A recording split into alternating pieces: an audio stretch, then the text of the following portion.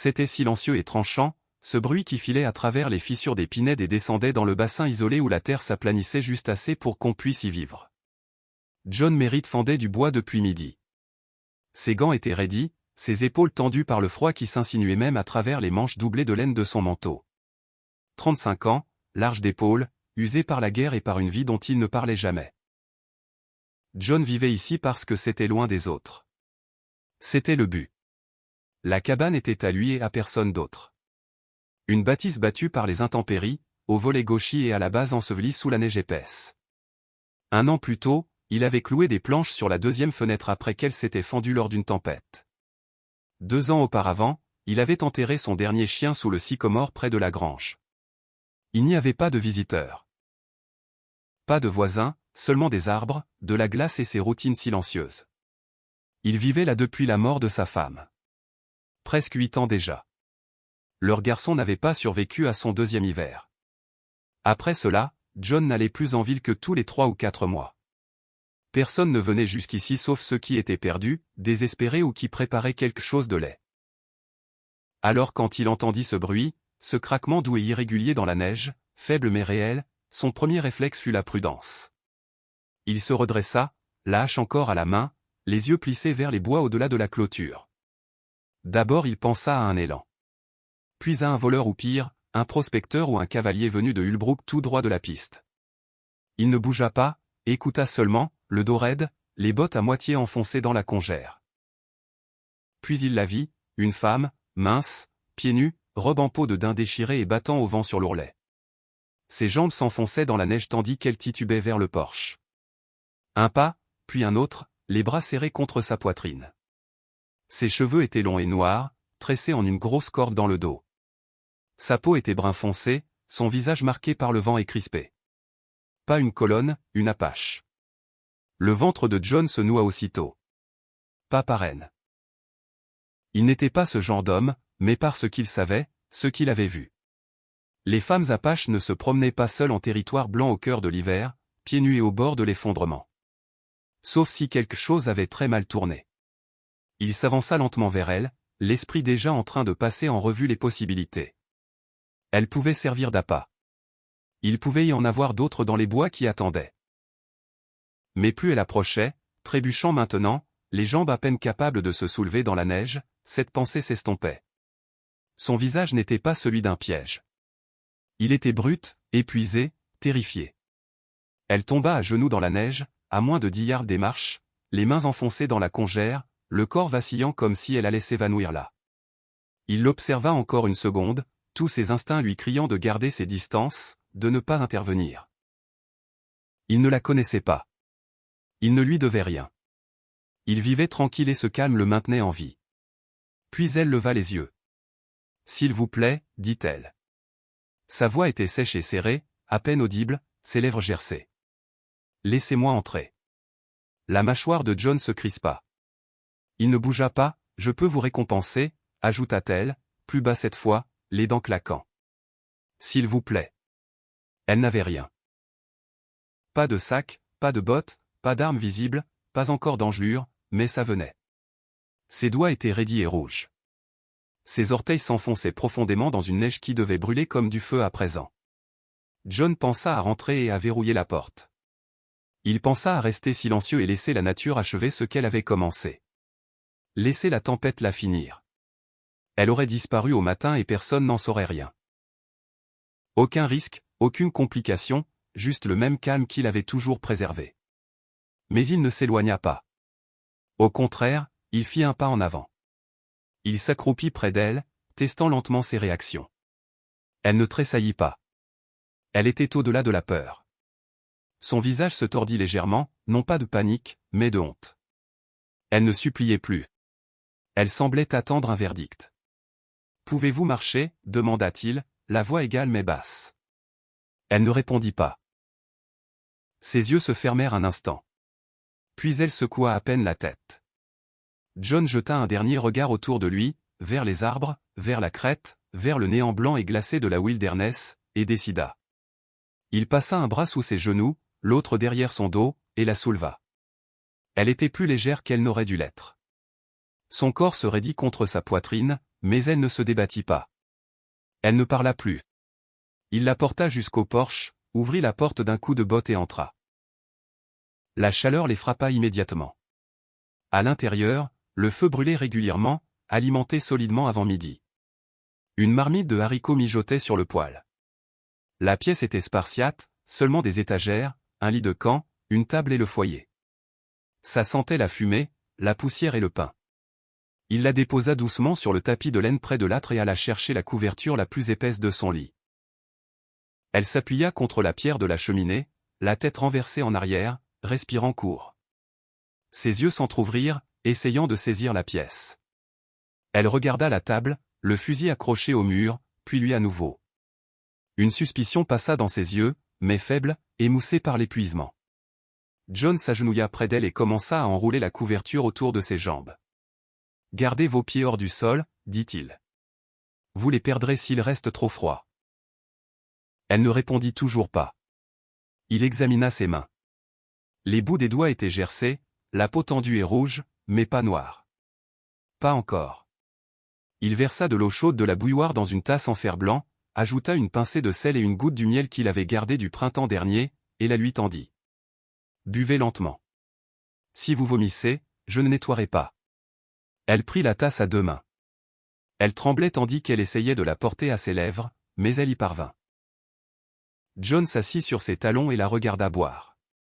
Sa gorge se mouvait à chaque gorgée, lente et prudente. Ses yeux restaient fixés sur lui, observant, attendant, mais elle ne parla plus. Il ne demanda pas son nom, n'offrit pas le sien. Cela suffisait qu'elle soit là, mais qu'il ne l'ait pas laissée dehors à geler. Il ne savait pas ce que demain apporterait. Il ne savait pas qui elle était ni ce qu'elle voulait.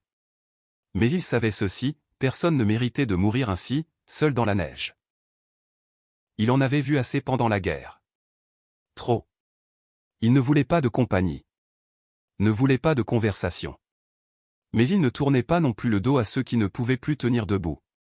Plus maintenant. La neige continua de tomber toute la nuit.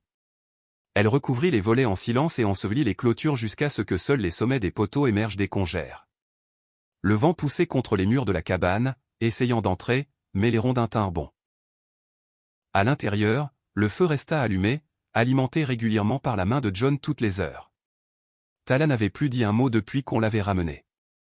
Elle n'avait pas pleuré non plus.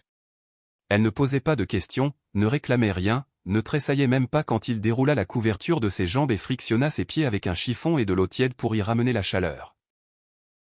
Elle restait là, silencieuse, appuyée contre l'âtre, les yeux ternes mais vigilants étaient silencieux et tranchants, ce bruit qui filait à travers les fissures des pinèdes et descendait dans le bassin isolé où la terre s'aplanissait juste assez pour qu'on puisse y vivre. John Merritt fendait du bois depuis midi. Ses gants étaient raidis, ses épaules tendues par le froid qui s'insinuait même à travers les manches doublées de laine de son manteau. 35 ans, large d'épaules, usé par la guerre et par une vie dont il ne parlait jamais. John vivait ici parce que c'était loin des autres. C'était le but. La cabane était à lui et à personne d'autre. Une bâtisse battue par les intempéries, au volet gauchis et à la base ensevelie sous la neige épaisse. Un an plus tôt, il avait cloué des planches sur la deuxième fenêtre après qu'elle s'était fendue lors d'une tempête. 2 ans auparavant, il avait enterré son dernier chien sous le sycomore près de la grange. Il n'y avait pas de visiteurs. Pas de voisins, seulement des arbres, de la glace et ses routines silencieuses. Il vivait là depuis la mort de sa femme. Presque 8 ans déjà. Leur garçon n'avait pas survécu à son deuxième hiver. Après cela, John n'allait plus en ville que tous les 3 ou 4 mois. Personne ne venait jusqu'ici sauf ceux qui étaient perdus, désespérés ou qui préparaient quelque chose de laid. Alors quand il entendit ce bruit, ce craquement doux et irrégulier dans la neige, faible mais réel, son premier réflexe fut la prudence. Il se redressa, la hache encore à la main, les yeux plissés vers les bois au-delà de la clôture. D'abord il pensa à un élan. Puis à un voleur ou pire, un prospecteur ou un cavalier venu de Hulbrook tout droit de la piste. Il ne bougea pas, écouta seulement, le dos raide, les bottes à moitié enfoncées dans la congère. Puis il la vit, une femme, mince, pieds nus, robe en peau de daim déchirée et battant au vent sur l'ourlet. Ses jambes s'enfonçaient dans la neige tandis qu'elle titubait vers le porche. Un pas, puis un autre, les bras serrés contre sa poitrine. Ses cheveux étaient longs et noirs, tressée en une grosse corde dans le dos. Sa peau était brun foncé, son visage marqué par le vent et crispé. Pas une colonne, une apache. Le ventre de John se noua aussitôt. Pas par haine. Il n'était pas ce genre d'homme, mais par ce qu'il savait, ce qu'il avait vu. Les femmes apaches ne se promenaient pas seules en territoire blanc au cœur de l'hiver, pieds nus et au bord de l'effondrement. Sauf si quelque chose avait très mal tourné. Il s'avança lentement vers elle, l'esprit déjà en train de passer en revue les possibilités. Elle pouvait servir d'appât. Il pouvait y en avoir d'autres dans les bois qui attendaient. Mais plus elle approchait, trébuchant maintenant, les jambes à peine capables de se soulever dans la neige, cette pensée s'estompait. Son visage n'était pas celui d'un piège. Il était brut, épuisé, terrifié. Elle tomba à genoux dans la neige, à moins de 10 yards des marches, les mains enfoncées dans la congère, le corps vacillant comme si elle allait s'évanouir là.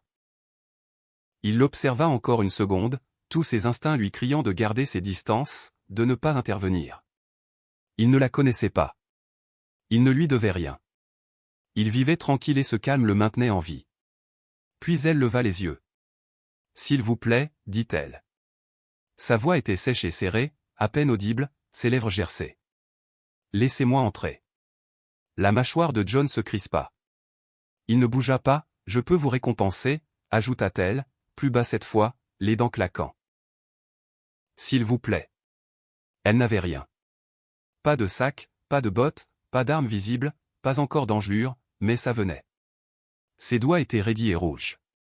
Ses orteils s'enfonçaient profondément dans une neige qui devait brûler comme du feu à présent. John pensa à rentrer et à verrouiller la porte. Il pensa à rester silencieux et laisser la nature achever ce qu'elle avait commencé. Laisser la tempête la finir. Elle aurait disparu au matin et personne n'en saurait rien. Aucun risque, aucune complication, juste le même calme qu'il avait toujours préservé. Mais il ne s'éloigna pas. Au contraire, il fit un pas en avant. Il s'accroupit près d'elle, testant lentement ses réactions. Elle ne tressaillit pas. Elle était au-delà de la peur. Son visage se tordit légèrement, non pas de panique, mais de honte. Elle ne suppliait plus. Elle semblait attendre un verdict. « Pouvez-vous marcher ?» demanda-t-il, la voix égale mais basse. Elle ne répondit pas. Ses yeux se fermèrent un instant. Puis elle secoua à peine la tête. John jeta un dernier regard autour de lui, vers les arbres, vers la crête, vers le néant blanc et glacé de la wilderness, et décida. Il passa un bras sous ses genoux, l'autre derrière son dos, et la souleva. Elle était plus légère qu'elle n'aurait dû l'être. Son corps se raidit contre sa poitrine, mais elle ne se débattit pas. Elle ne parla plus. Il la porta jusqu'au porche, ouvrit la porte d'un coup de botte et entra. La chaleur les frappa immédiatement. À l'intérieur, le feu brûlait régulièrement, alimenté solidement avant midi. Une marmite de haricots mijotait sur le poêle. La pièce était spartiate, seulement des étagères, un lit de camp, une table et le foyer. Ça sentait la fumée, la poussière et le pain.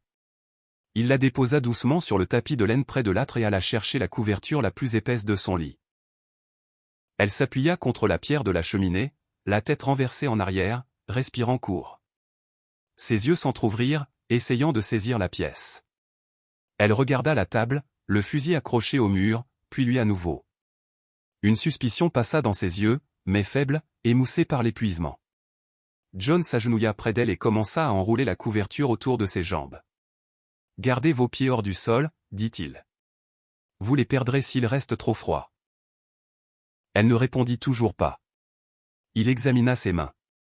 Les bouts des doigts étaient gercés, la peau tendue et rouge, mais pas noire. Pas encore. Il versa de l'eau chaude de la bouilloire dans une tasse en fer blanc, ajouta une pincée de sel et une goutte du miel qu'il avait gardé du printemps dernier, et la lui tendit. « Buvez lentement. Si vous vomissez, je ne nettoierai pas. » Elle prit la tasse à deux mains. Elle tremblait tandis qu'elle essayait de la porter à ses lèvres, mais elle y parvint.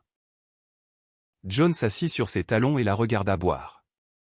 Sa gorge se mouvait à chaque gorgée, lente et prudente. Ses yeux restaient fixés sur lui, observant, attendant, mais elle ne parla plus. Il ne demanda pas son nom, n'offrit pas le sien. Cela suffisait qu'elle soit là, mais qu'il ne l'ait pas laissée dehors à geler. Il ne savait pas ce que demain apporterait. Il ne savait pas qui elle était ni ce qu'elle voulait. Mais il savait ceci, personne ne méritait de mourir ainsi, seul dans la neige. Il en avait vu assez pendant la guerre. Trop. Il ne voulait pas de compagnie. Ne voulait pas de conversation. Mais il ne tournait pas non plus le dos à ceux qui ne pouvaient plus tenir debout. Plus maintenant.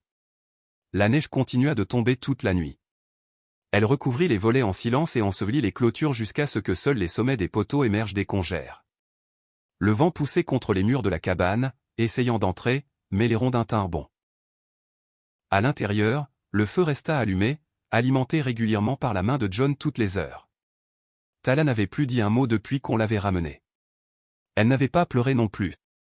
Elle ne posait pas de questions, ne réclamait rien, ne tressaillait même pas quand il déroula la couverture de ses jambes et frictionna ses pieds avec un chiffon et de l'eau tiède pour y ramener la chaleur.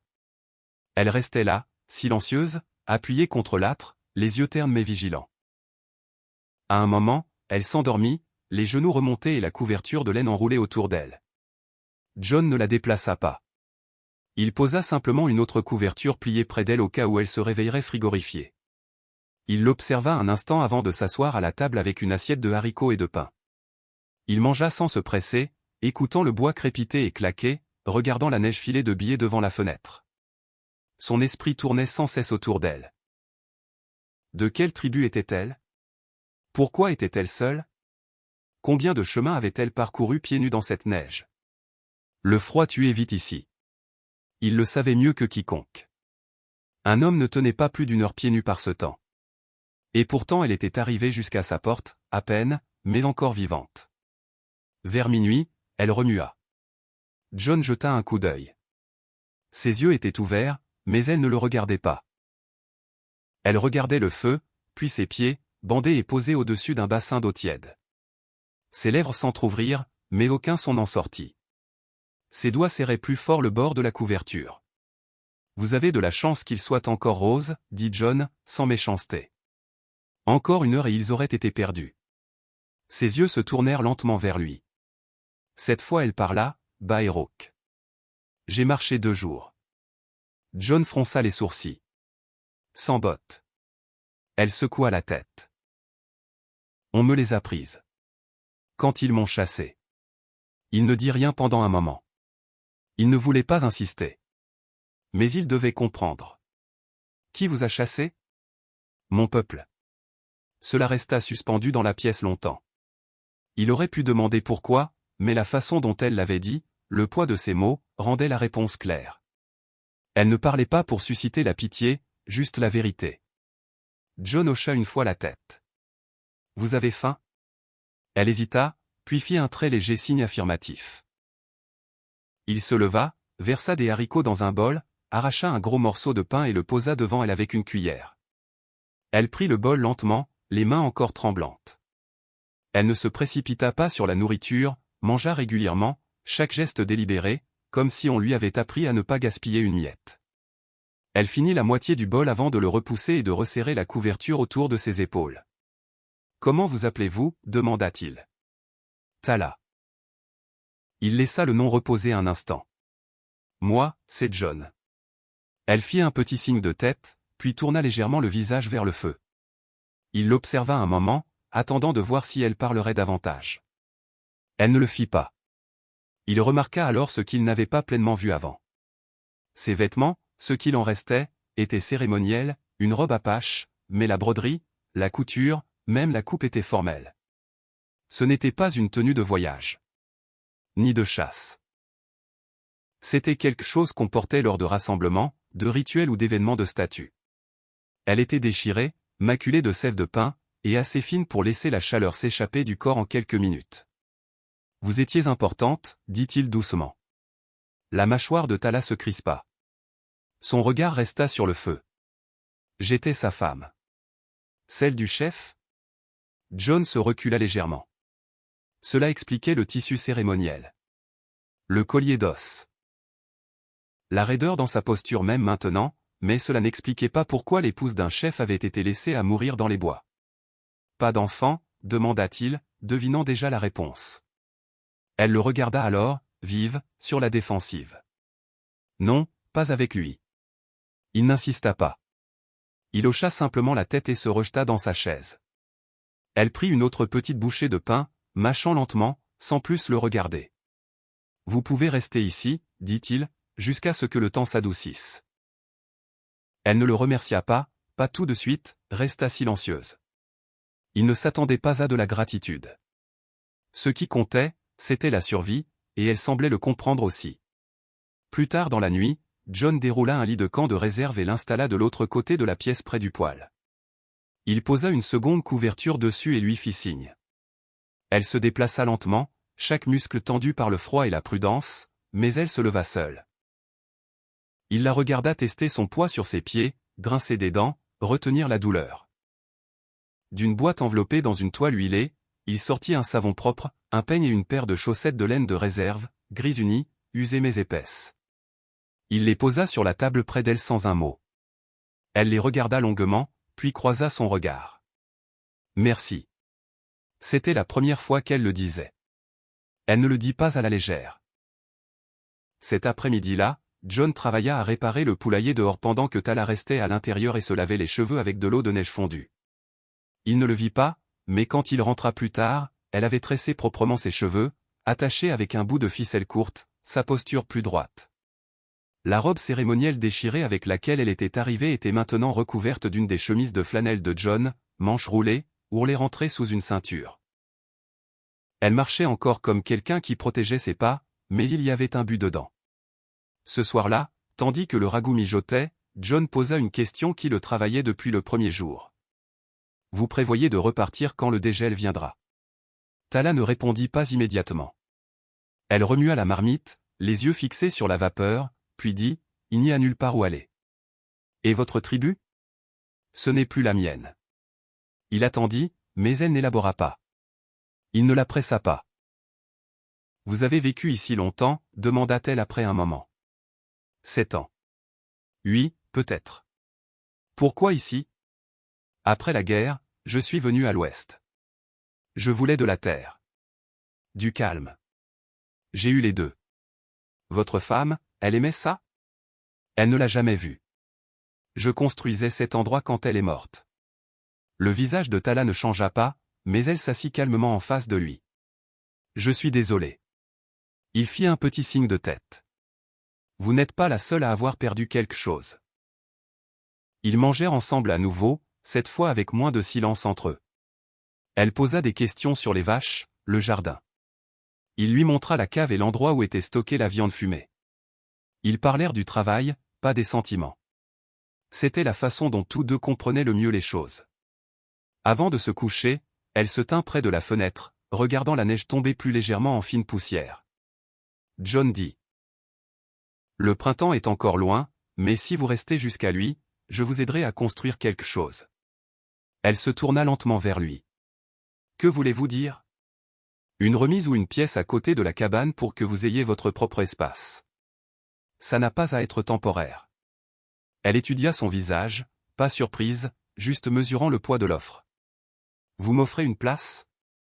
Je vous offre le choix. » Elle ne répondit pas alors, mais quand elle s'allongea cette nuit-là, elle ne s'enroula pas aussi serrée dans la couverture.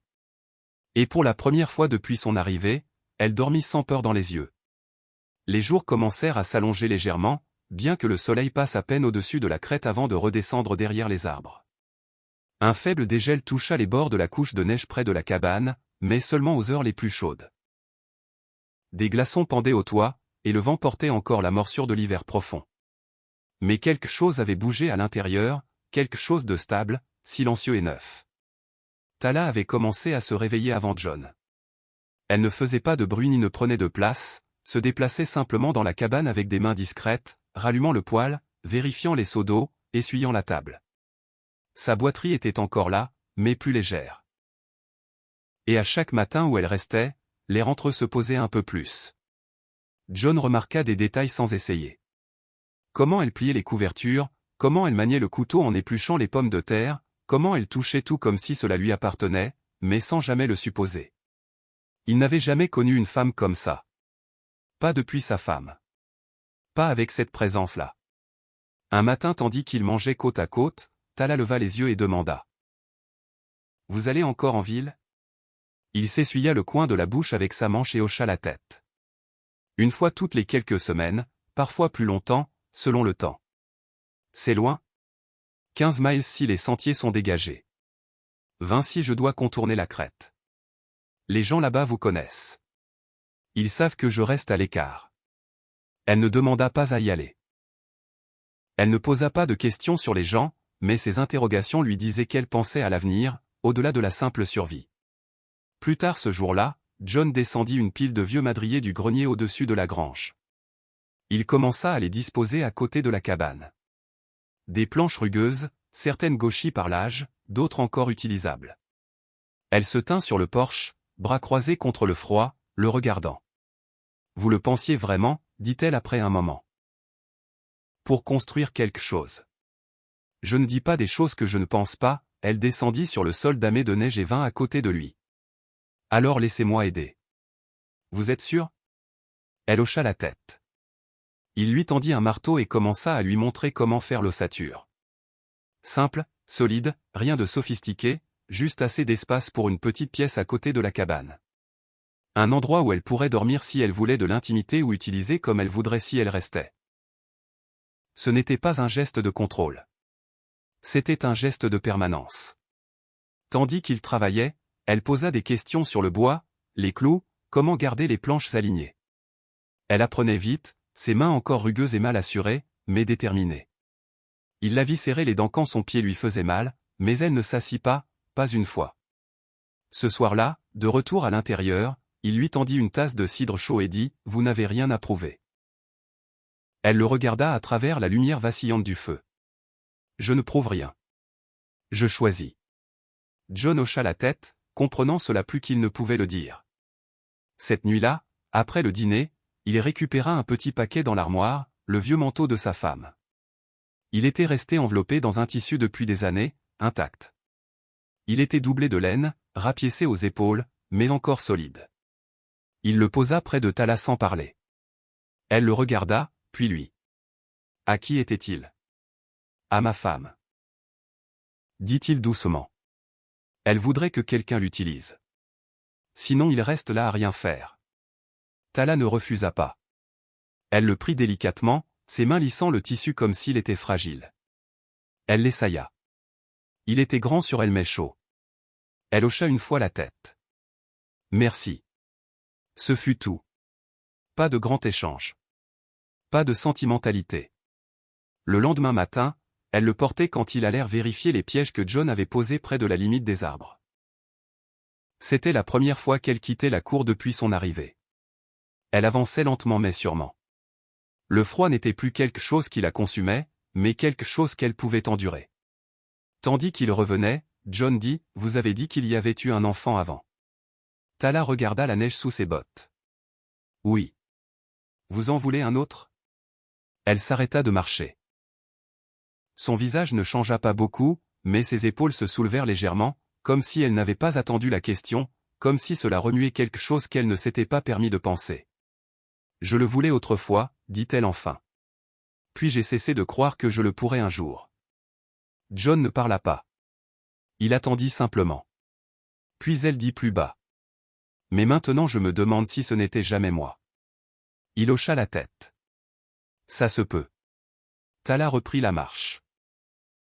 Après quelques pas, elle ajouta, « Si j'en avais un, je voudrais qu'il naisse dans un endroit comme ici. Pas sous la cérémonie, pas pour le titre de quelqu'un, juste pour sa propre vie. » John ne dit rien, mais sa poitrine se serra d'une façon qu'il n'avait pas connue depuis des années. Cette nuit-là, tandis qu'il finissait le souper, il fit quelque chose qu'il n'avait pas fait depuis presque 10 ans. Il s'assit près d'elle à la table, se pencha légèrement plus près et dit son nom, pas comme une question, pas pour attirer son attention, juste pour le dire. Tala. Elle leva les yeux calmement. Il hocha une fois la tête, lentement, puis sans hésitation elle se pencha en avant et l'embrassa. Ce n'était pas urgent. Ce n'était pas démonstratif, juste stable, silencieux, réel. Elle recula seulement légèrement, le regarda dans les yeux et dit « Je ne partirai pas. » Et John, qui avait passé 8 ans à s'attendre à ce que tout le monde finisse par s'en aller, dit doucement « Bien. » Le baiser n'avait pas changé le temps. La neige collait encore au pin. Le vent murmurait toujours à travers les fissures des murs de la cabane, mais quelque chose à l'intérieur avait bougé, et pas seulement dans le silence ou les regards. Tala ne se comporta pas différemment le lendemain matin. Elle se leva tôt, alimenta encore le poêle, se déplaça dans le petit espace sans supposer que quelque chose avait changé. Mais elle se tenait un peu plus près quand il parlait. Ses yeux ne se détournaient plus quand John la regardait. Et quand leurs mains se touchaient par accident au bassin ou à la table, aucun des deux ne reculait. John le remarqua. Chaque mouvement, chaque souffle, il y avait deux personnes qui avaient trop perdu pour se précipiter. Mais maintenant une porte était ouverte, et tous deux l'avaient franchie. Ce matin-là ils travaillèrent côte à côte dehors à nouveau. L'extension de la cabane était à moitié encadrée, le sol en dessous de la neige déjà tassé pour la base. Tala se tenait sur les planches près de lui, soutenant un bout de madrier tandis qu'il le clouait en place. Ses joues étaient rouges de froid, des mèches de cheveux collées à sa mâchoire, mais elle paraissait forte. Présente. Les pensées de John tournaient sans cesse autour de la même chose tandis qu'il travaillait. Elle disant « Je ne partirai pas », il n'avait pas demandé ce que cela signifiait pleinement, si cela voulait dire rester pour la saison ou rester pour toujours. Mais au fond il savait déjà. Elle ne disait pas des choses qu'elle ne pensait pas, et lui non plus. Ce soir-là, après que le feu fut bien parti et le souper rangé, Tala s'assit sur le lit de camp qu'elle utilisait encore la nuit. Elle peignait lentement, soigneusement ses cheveux. John était assis à la table, huilant les charnières de sa boîte à pièges. Le silence entre eux était facile. Puis elle demanda « Elle vous manque encore ?» Il ne fit pas semblant de ne pas comprendre. Il posa le chiffon, réfléchit un moment et dit « Oui, longtemps. » Tala attendit, sans presser. Elle était gentille, dit-il. Ça a pris beaucoup, pourtant. Ça a empiré après la venue du bébé. Il n'a pas passé l'hiver. Les mains de Tala ralentirent. C'est pour ça que vous avez construit cet endroit. J'avais besoin de distance avec tout. Je ne voulais pas de rappel. Elle hocha la tête. Et maintenant John la regarda. Maintenant je n'ai plus l'impression de fuir. Elle continua à brosser ses cheveux. Vous m'avez laissé entrer, dit-elle. Pas seulement par la porte. John se leva lentement, traversa la pièce et s'accroupit devant elle. Elle ne cessa pas de peigner, mais ses yeux rencontrèrent les siens. Vous êtes venu ici avec rien, dit-il. Je vous ai vu mourir dans la neige, et vous n'avez même pas supplié. Vous vous êtes levé alors que vous pouviez à peine marcher. Cette force-là. Il s'arrêta. Elle l'observa. Il avança la main et prit le peigne de sa main, le posa délicatement de côté, et toucha sa mâchoire de doigts silencieux. Elle ne tressaillit pas.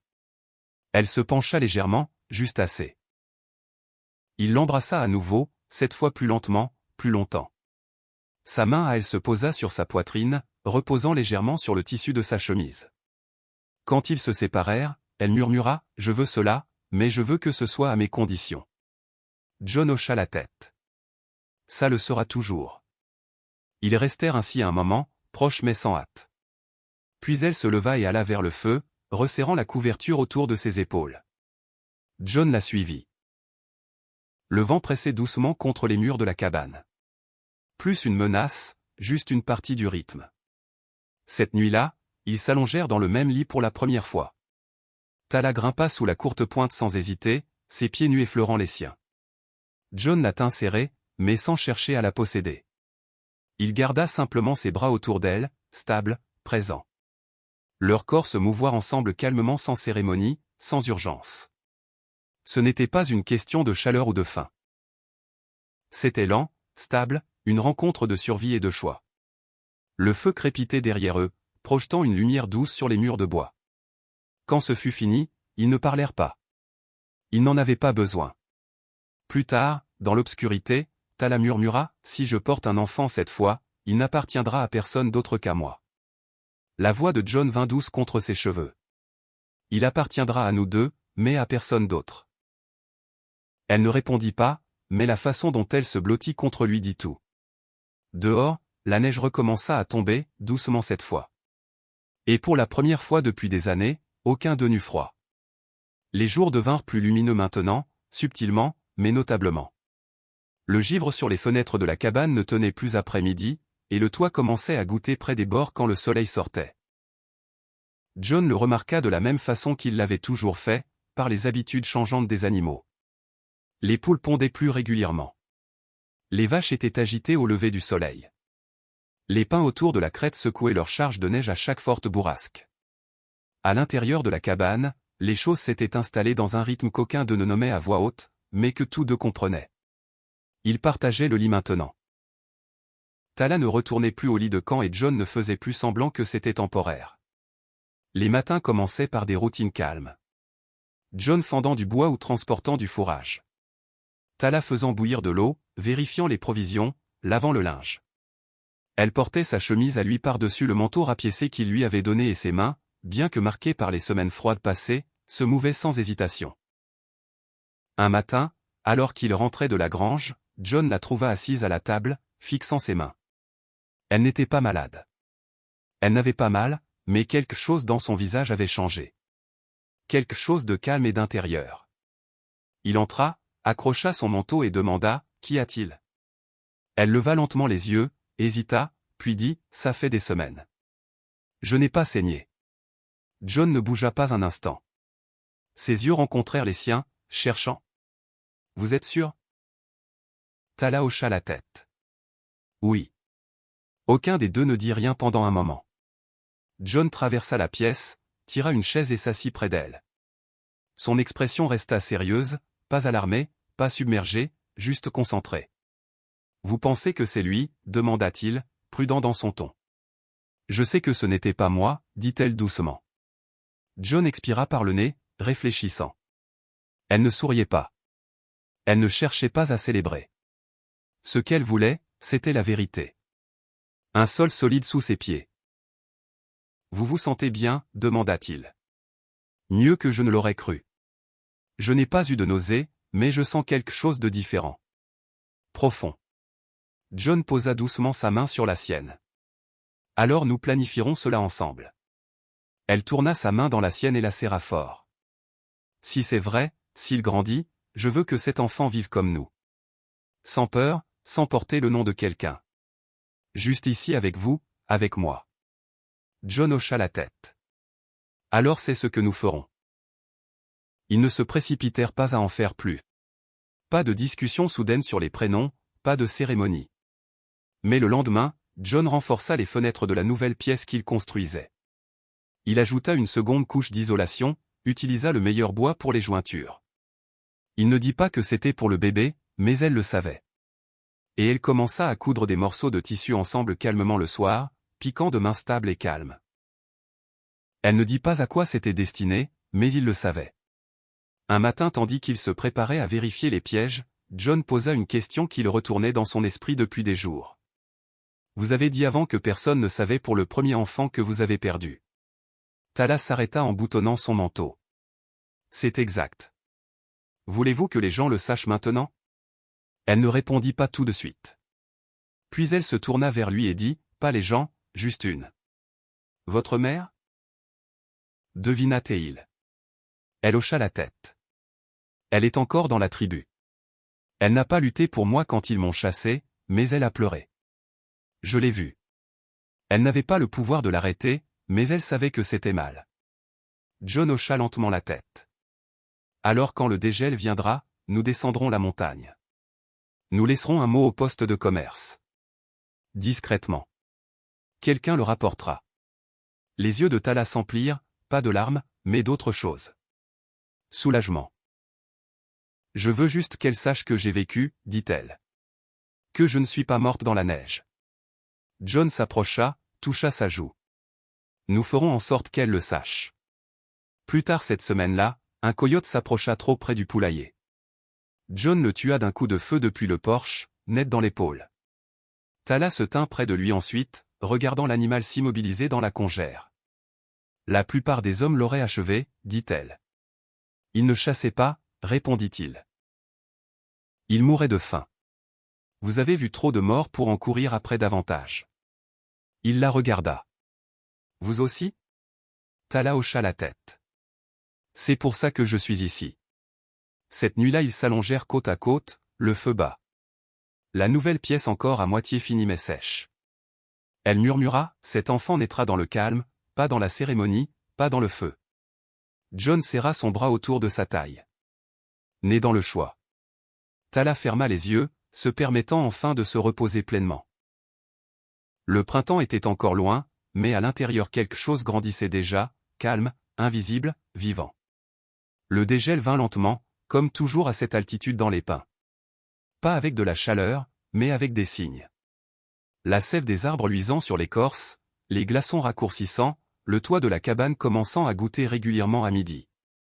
La neige tenait encore profonde et obstinée dans les zones ombragées, mais le tranchant dur de l'hiver s'était émoussé. Les oiseaux revinrent en couple prudent. Les écureuils se pourchassèrent à nouveau sur les branches. À l'intérieur le calme resta, mais maintenant il était rempli de mouvement. Le ventre de Tala avait commencé à changer. À peine, pas encore un gonflement complet, mais assez pour qu'elle sente la traction dans son centre quand elle se penchait, la lourdeur en son milieu. Elle en disait peu, mais John le remarqua. La façon dont elle s'arrêtait plus souvent en marchant, dont sa main dérivait vers son bas-ventre sans réfléchir. Il ne le souligna pas. Il ajusta simplement, prit plus de charges lourdes, empila du bois supplémentaire plus près de la porte, veilla à ce que sa chaise près du foyer soit toujours chaude. Il avait aussi fini la pièce supplémentaire. La porte grinçait légèrement sur de nouvelles charnières. Le sol sentait encore la sueur. C'était simple. Un lit de camp, un coffre, une petite table près de la fenêtre, mais cela lui appartenait, pas seulement comme espace. Comme un signe. Tala se tint dedans un matin seul, les yeux balayant les murs. Elle ne le dit pas.